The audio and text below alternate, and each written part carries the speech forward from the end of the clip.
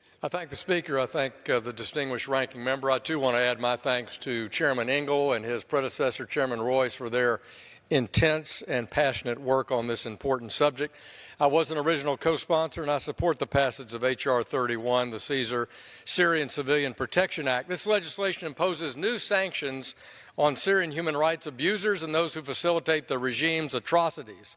It also authorizes the State Department to support entities that are collecting and preserving that chain of evidence for eventual prosecution of those who've committed war crimes in Syria since the war began in 2011. The world has witnessed many examples of butchery and genocide by menaces throughout history, Hitler, Stalin, Mao, but they are joined in the last 8 years by a new name, and that is Assad and his Russian and Iranian collaborators. Until Mr. Trump's strategic airstrikes, the prior 8 years, the world has blustered and twiddled while these modern menaces murder the innocent civilian population in Syria. Systematically, they've savagely bombed, bludgeoned, gassed, electrocuted, and tortured their people.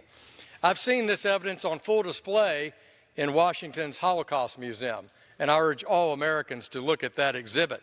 I've heard eyewitness testimonies from the Syrian Emergency Task Force. Listen to the horrors, Mr. Speaker.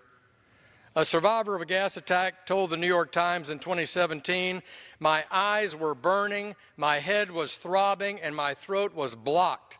I was suffocating. I tried to inhale, but all I heard was a horrible rasping sound as my throat closed up. An unbearable pain drummed in my head.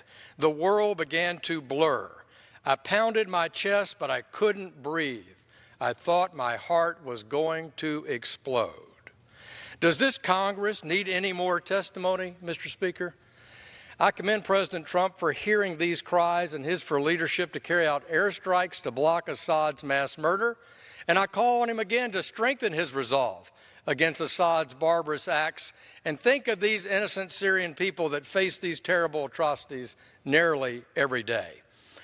Finally, I urge my colleagues to support H.R. 31, and I call on the Senate to not twiddle their thumbs any longer and act with expedition and pass this legislation.